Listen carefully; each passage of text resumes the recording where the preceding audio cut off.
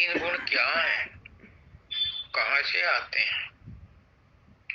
कृष्ण भगवान कहते हैं गीता में, गुण ही गुणों में बरत रहे हैं, कर्म ही कर्मों में बरत रहे हैं। और अभी आचार्य वंदिता ने बताया कि जो इनको अपना मान लेता है, इनसे संबंध स्थापित कर लेता है, वो प्रकृति के साथ जुड़ जाता है, आवागमन के चक्कर में फंस जाता है। आचार्य शर्मा त्यागी जी ने बोला, बहुत अच्छी बात बताई कि हम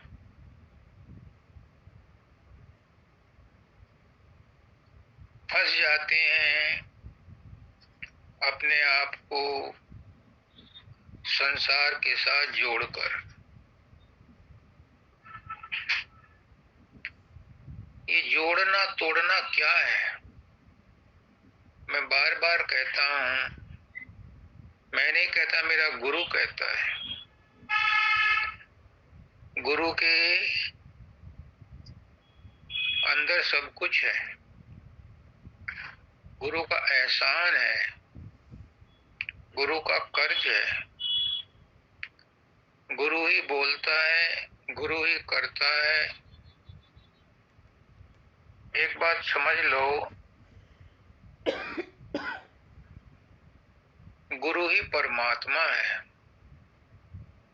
और परमात्मा ही सब कुछ करता है। लेकिन कृष्ण भगवान कहते हैं कि मैं कुछ नहीं करता, ना मैं उनके अंदर हूं, ना वो मेरे अंदर है। ये क्या भेद है?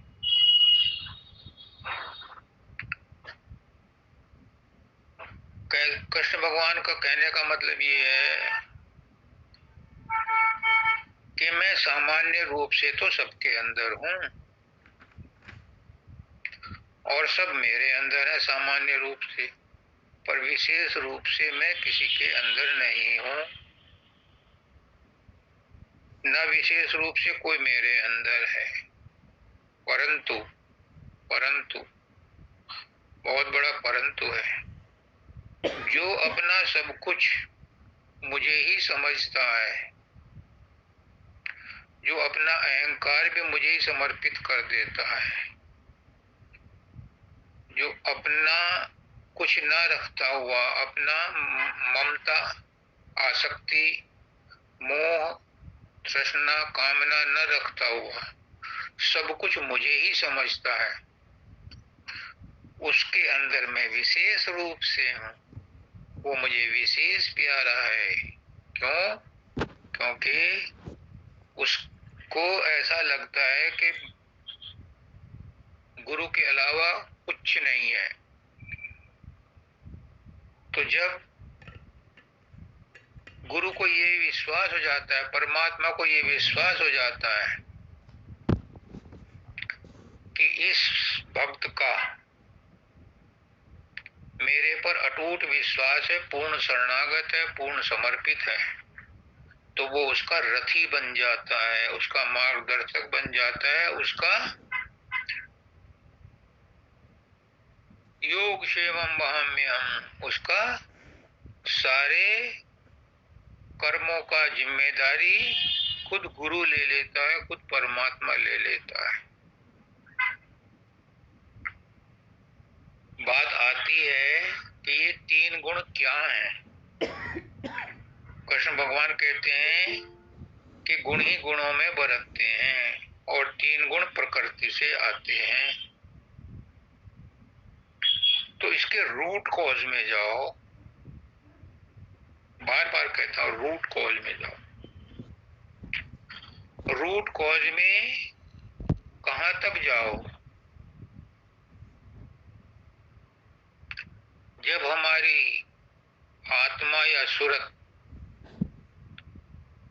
मालिक के दरबार से, उनके चरणों से पहली बार निकली, पहली बार, बाद में तो आवागमन में फंस गई तो यहीं पर रहती है, यहीं से 84 लाख योनियों में चक्कर काटती है। लेकिन जब पहली बार आई थी तो क्या हुआ था, वो धार के रूप में उतरी थी और मंडल बनाती हुई नीचे आई थी।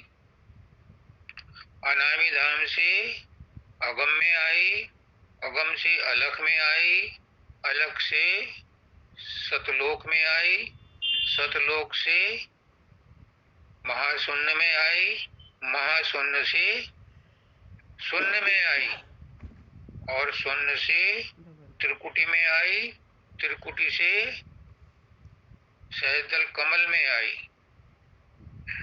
सहजदल माता जी ने आज यही कहा था, सहजदल कमल और त्रिकुटी की बात। और सहजदल कमल से वो आकर के तीसरे तिल पर जो शरीर का छठा चक्र है, जिसे शिव नेत्र कहते हैं, यहाँ आकर के फील्ड ऑफिस में बैठ गई। तो जब हमारी आत्मा उतरी थी, सूरत उतरी थी, मैंने बोला रूट कॉज में जाओ, तो इसे 3 गुण कहाँ मिले? इसे 3 गुण मिले त्रिकुटी में।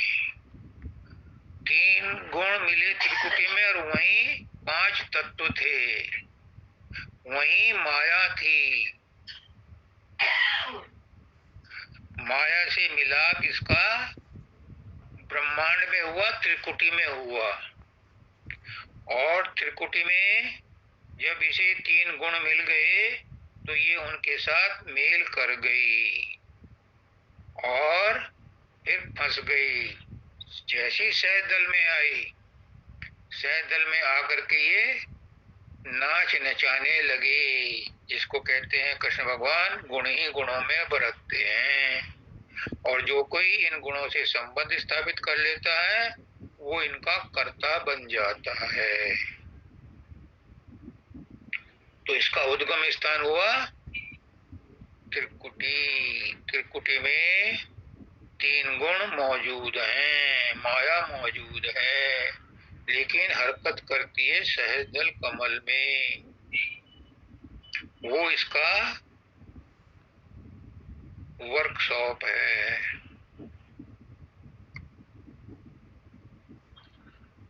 हम इन 3 गुणों में बंध जाते हैं। कृष्ण भगवान कहते हैं हम नहीं बंधते। प्रकृति की, ये प्रकृति जन्य है। 3 गुण भी प्रकृति से ही पैदा होते हैं। प्रकृति की कोई चीज में ताकत नहीं है कि हम स्वतंत्र आत्मा को बांध सके। फिर हम कैसे बंधते हैं? अपने अज्ञान के कारण, मोह के कारण, रस लेने के कारण, अपने आप को इन 3 गुणों में फांस लेते हैं। अपने आप को ये मान लेते हैं कि मैंने दान किया, मैंने पुण्य किया, तो सतोगुण में फंस गए। 3 चीजें हैं, सतोगुण, रजोगुण, तमोगुण। रजोगुण क्या है? ये चैतन्यता की निशानी है। ये सात्विक गुण है। ये भी फंसाता है, लेकिन जीना बहुत बारीक। और तीसरा तमोगुण है, जो माया है।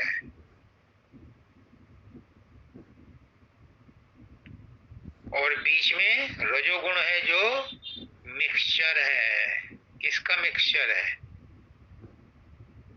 सतोगुण और तमोगुण का मिक्सचर है रजोगुण।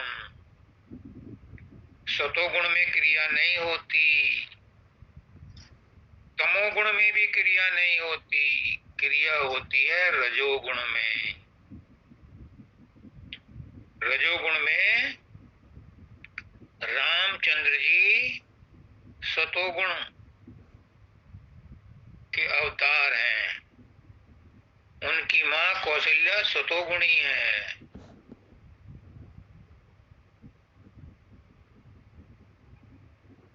कैकेयी तमोगुणी है, उनका पुत्र एक है। सतोगुण का भी एक पुत्र है, तमोगुण का भी एक पुत्र है, भरत। भरत तमोगुण का है और रामचंद्र जी सतोगुण के हैं।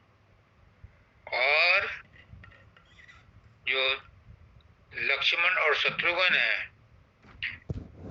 इनकी माता रजोगुणी है। क्या नाम है उसका? लक्ष्मण की और उसकी सुमित्रा।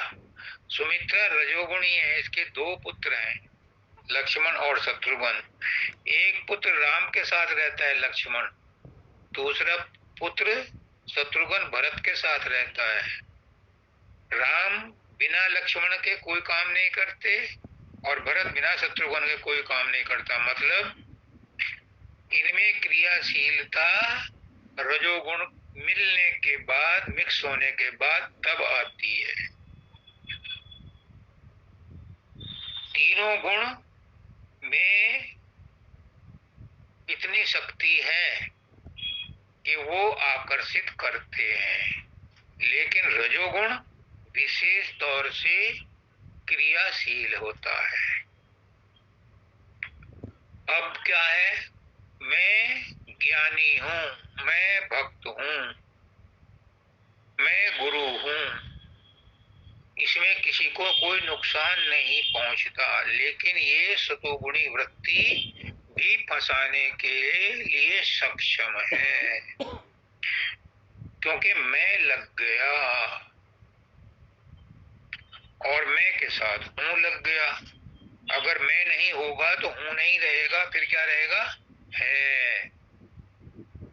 और है कौन? वो तत्व है, वो परमात्मा है, वो सद्गुरु है। रजोगुण कैसे फंसाता है? काम करवाता है और काम का फल चाहता है। काम, क्रोध, लोभ, मोह, अहंकार, ये सब रजोगुण के हथियार हैं। तो रजोगुण कर्म करके फंसवाता है और तमोगुण अज्ञान है। तमोगुण में आलस और तंद्रा रहती है। ये भी कर्म नहीं करता, लेकिन इसके प्रभाव में आकर के जो भी कर्म किए जाते हैं, तो अभी आचार्य वंदिता ने बताया कि तीनों गुण किसी न हर एक के अंदर किसी न किसी तादाद में रहते हैं। किसी में किसी गुण की अधिकता है, किसी में किसी गुण की अधिकता है, किसी में किसी गुण की अधिकता है, लेकिन बाकी दो भी उसके अंदर रहते हैं। तो ये कर्म वहीं से होते हैं।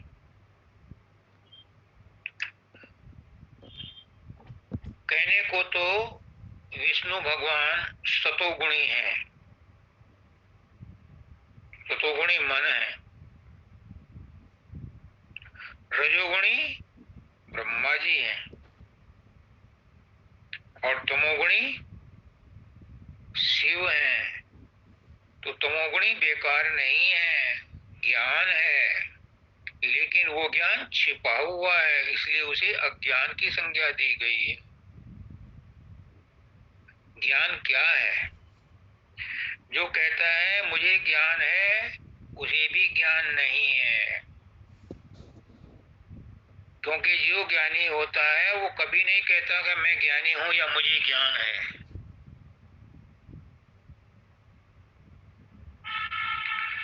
शिव शंकर भगवान जो है वो तमोगुणी हैं, लेकिन ज्ञान के अधिष्ठाता हैं। ज्ञान कहाँ मिलता है? ज्ञान मिलता है त्रिकुटी में।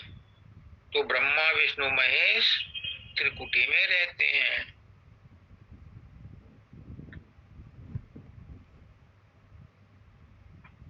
ये तो थी तमोगुण, सतोगुण, रजोगुण की उत्पत्ति और प्रभाव।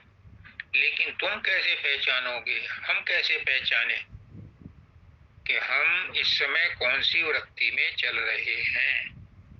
इसको मैं एग्जाम्पल से बताता हूं। एक आदमी को ये कर्म, ये जो तीनों गुण हैं, ये प्रारब्ध से शक्ति लेते हैं, यानी जैसा प्रारब्ध होता है वैसी ही इनकी प्रेरणा मिलती है, वैसा ही मनुष्य कर्म करने को बाध्य हो जाता है। से फॉर एग्जाम्पल मैं कहानी बता रहा था, किसी के प्रारब्ध में लिखा है कि आज एक टाइम का खाना नहीं मिलेगा, है प्रारब्ध में लिखा। तो अगर वो सतोगुणी प्रवृत्ति का है, देखो गौर से देखो, अगर सतोगुणी वृत्ति का है तो वो निश्चय करेगा कि आज अक्षय तृतीया है तो मैं आज व्रत रखूंगा, मैं आज व्रत रखूंगी। तो प्रारब्ध का भुगतान भी हो गया और सतोगुण ने उसे ऐसा मौका दिया कि उसने व्रत रखा और भगवान का भजन किया, तो ये कर्म काटने का साधन बन गया। ओके। अगर उसके ऊपर रजोगुण का प्रभाव चल रहा है तो क्या करेगा? वो काम में, दफ्तर में, दुकान पर इतना बिजी होगा कि उसे दोपहर का खाना खाने का फुर्सत ही नहीं होगी और शाम को टिफिन वैसा ही वापस घर आ जाएगा। ये रजोगुणी वृत्ति। और अगर तमोगुणी है तो सुबह ही बीवी से लड़ाई करेगा, न उसे खाने देगा न खुद खा के जाएगा, और उस कर्म को भोगेगा और आगे के लिए नया कर्म बनाएगा। ये तमोगुणी है। सोचो, हम दिन में क्या करते हैं, बच्चों के साथ क्या व्यवहार करते हैं। एक ही बात को आप शालीनता से भी कह सकते हो और उसे गुस्से में डांट डपट करके भी कह सकते हो।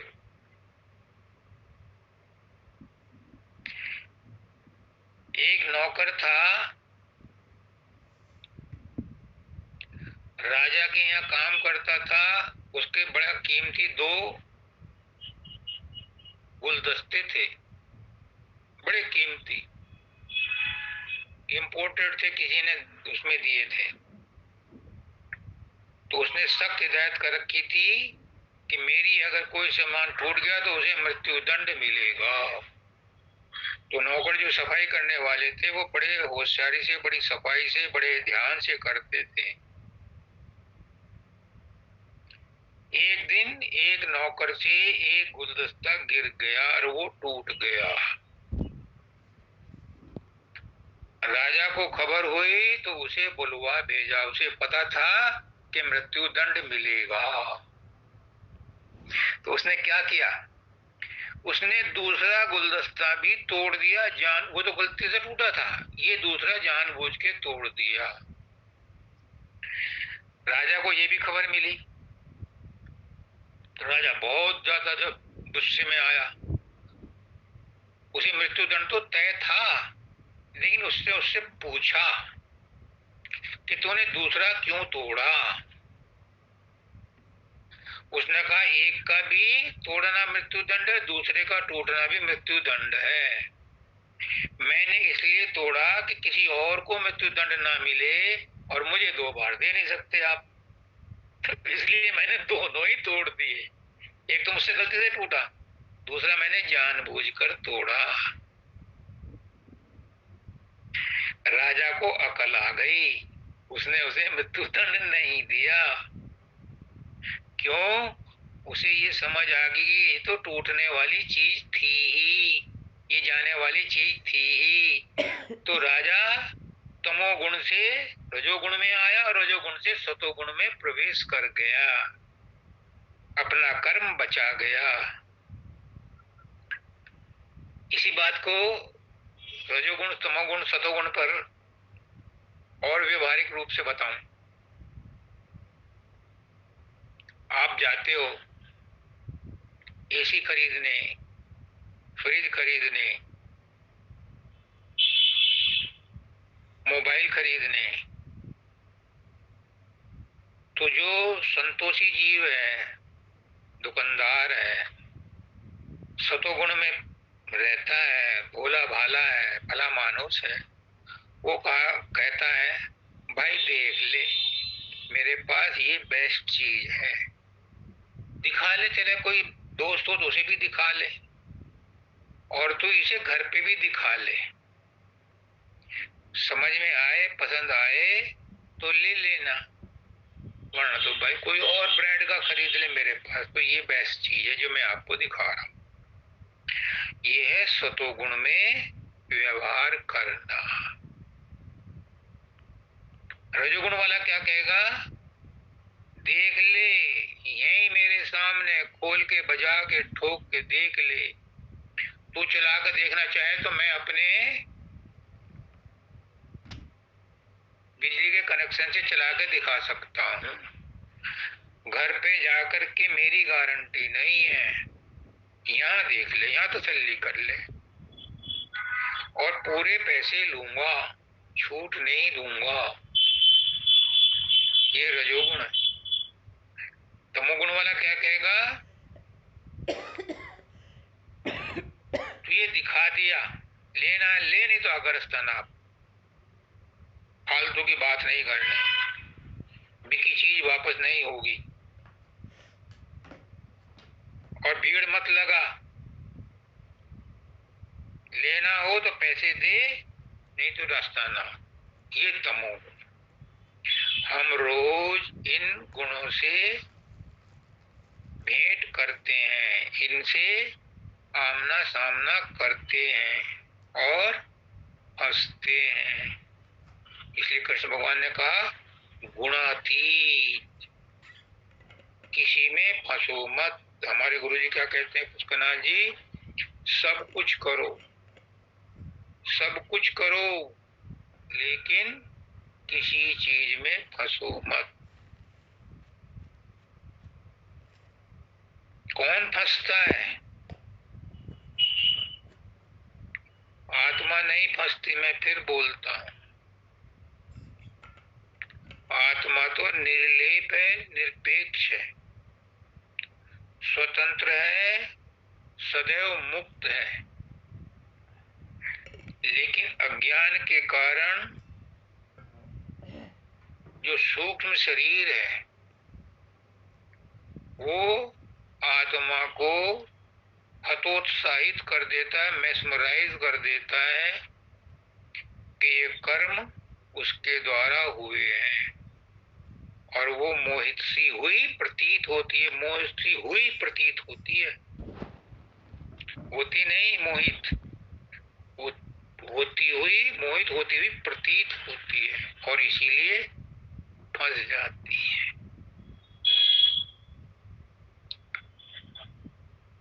वास्तव में तो आत्मा बंधन मुक्त है, गुणों से अतीत है। अगर अतीत ना होती तो कृष्ण भगवान कभी ना कहते कि तीनों गुणों से अतीत हो। जब वो अतीत है तभी हम कहते हैं कि वो अतीत होती है। अगर उसमें बदलाव होते तो वो अजर अमर अविनाशी ना होती, उसमें बदलाव नहीं होते। बदलाव किस में होते हैं, बदलाव प्रकृति में होते हैं, माया में होते हैं, संसार में होते हैं, शरीर में होते हैं, मन में होते हैं। आत्मा में कोई बदलाव नहीं होता।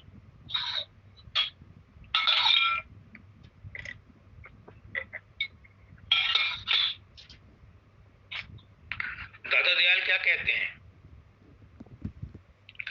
दादा दयाल कहते हैं साधो गुरु करो पुलखा, साधु गुरु करो पुलखा,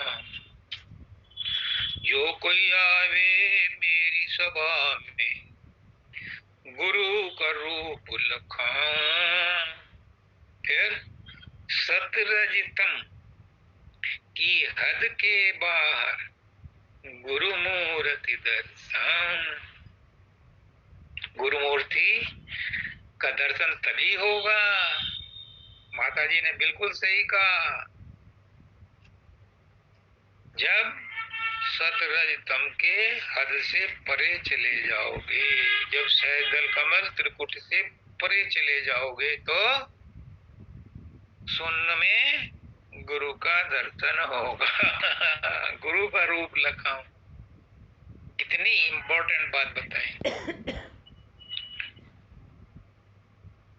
जो असली आत्म पद है वो है शून्य, और वही है 10वां द्वार।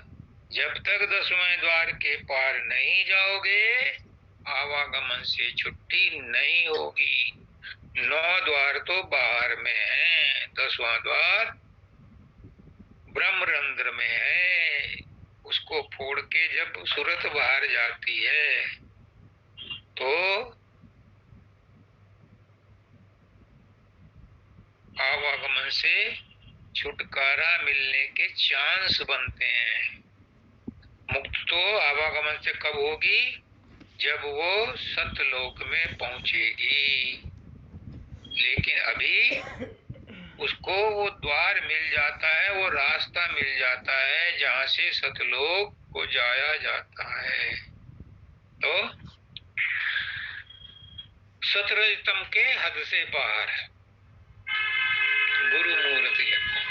अगर गुरु की मूर्ति असली आत्म पद में जाना है तो इन तीनों गुणों से गुणातीत होना ही पड़ेगा, संत बनना ही पड़ेगा। और क्या कहते हैं दाता दयाल, एक और दूसरे शब्द में कहते हैं, पहले कर्म करो विधि नाना। उसका ना जी भी कहते हैं, खूब कर्म करो, हर काम करो, जी भर के करो, पूरी मेहनत से करो, ऐसो आराम करो। पहले कर्म करो विधि नाना, मूड अवस्था मिटे सुजाना। इतना कर्म करो कि आपका तमोगुण मूड अवस्था मिट जाए।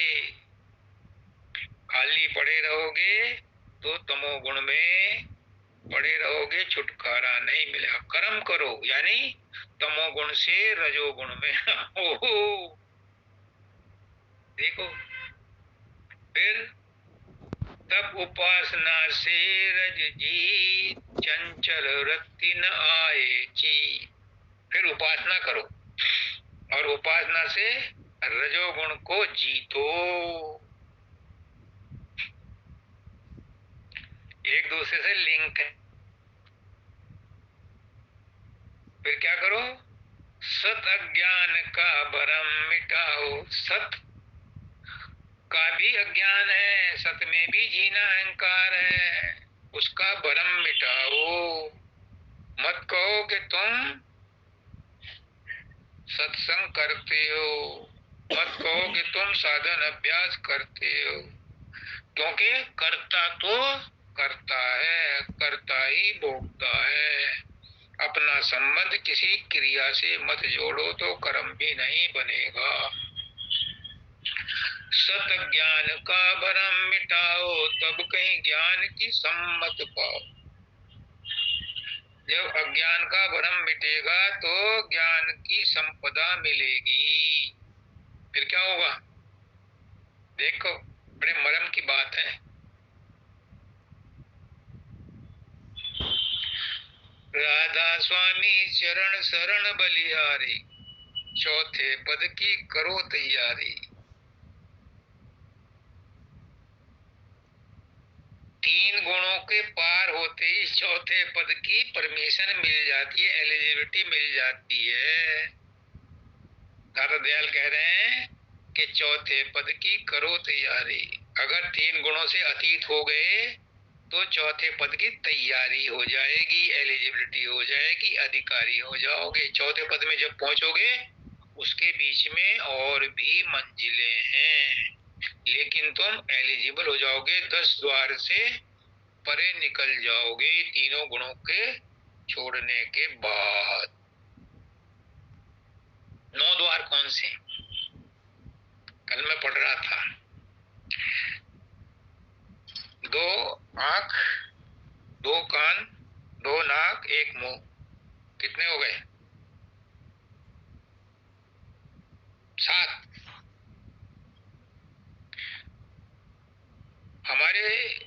किताबों में कहते हैं एक गुदा द्वार और एक इंद्रिय द्वार, ये 9 द्वार हैं। लेकिन संत मत क्या कहता है? संत मत कहता है कि इनमें क्या नीचे की होती है, जबकि ऊंचे की क्रिया आंख, कान, नाक, मुंह, इनके द्वारा हम ऊंची की क्रिया करते हैं। कैसे? 3 बंद लगाए कर सुन अनहद टंकोर, और नानक सुन समाध में नहीं साज नहीं भूल। 3 बंद लगाते हैं, आंख, कान और मुंह पर बंद लगाते हैं। नाक का बंद तो ऑटोमेटिक लग जाता है जब हम सांस लेते हैं, अजपा जाप करते हैं, तो ये अपने आप साधन बन जाता है। तो 7 द्वार तो ये हो गए। और वो कहते हैं संत मत वाले, एक द्वार सहज दल कमल और एक द्वार त्रिकुटी। इसके बाद शून्य में आता है 10वां द्वार। उसे जब फोड़ करके निकलते हैं ब्रह्मांड का, जब नाक का फोड़ते हैं, 10वां द्वार फोड़ते हैं, तो हम एलिजिबल हो जाते हैं। वो भी कहते हैं राधा स्वामी चरण सन बलिहारी, चौथे पद की करो तैयारी। तो चौथे पद की तैयारी कब होती है? जब 3 गुणों से परे निकल जाते हैं। कबीरदास जी क्या कहते हैं? माया माटकनी हम जानी, त्रिगुण फांस लिए कर डोले, बोले मधुरी बानी। नहीं जाने देती, त्रिगुण की फांस फंदे लेकर के चौकन्नी रहती है, कहीं ना कहीं किसी ना किसी में फंसा देती है। सदोगुणी जीव भी अगर बहुत हुआ, उन्होंने कोई कर्म गलत नहीं करा, तो भी स्वर्ग में जाएंगे, और स्वर्ग में स्वर्ग का भोग भोग करके फिर जन्म लेंगे। यानी आवागमन से मुक्ति उनकी भी नहीं हुई। तो त्रिगुण फांस लिए कर डोले, तीनों गुणों के फंदे लेकर के हर समय घूमती रहती है, फंसाती रहती है जीव को। तो क्या कहते हैं, क्या करना चाहिए? बिना सतगुरु, बिना सत्संग, बिना सतनाम के कोई इन 3 गुणों से परे नहीं जा सकता। इसलिए अगर गुणातीत होना है तो सदगुरु की शरण में आना ही पड़ेगा। और फिर क्या करता है गुरु? पारस में और गुरु में यही अंतर हो जान, पारस तो कंचन करे, गुरु कर ले आप समान। जब गुरु के पास जाओगे, गुरु से प्रेम करोगे, गुरु की बात मानोगे, तो गुरु अपने जैसा ही बना लेगा, मतलब संत ही बन जाओगे। गुरु कैसा ही पापी क्यों ना हो, कैसा ही गिरा हुआ क्यों ना हो, भृंगी की तरह उसे भी अपने सत्संग के वचनों से चोट मार मार कर एक दिन अपने जैसा भृंगी ही बना देता है, उस कीड़े को भी। ये गुरु की खासियत है। भोग के समय जो भोगाकार सुख दुखाकार वृत्ति बनती है, वह तो प्रकृति की ही होती है और प्रकृति में ही होती है। परंतु उस वृत्ति के साथ तादात्म्य होने से अपने में सुखी दुखी होना मानने पर जो मान्यता होती है, वह पुरुष ही करता है, प्रकृति नहीं करती। अर्थात जड़ में ये मान्यता नहीं होती। इसलिए मनुष्य इस मान्यता के कारण भोक्ता बन जाता है। इसका मतलब समझना है।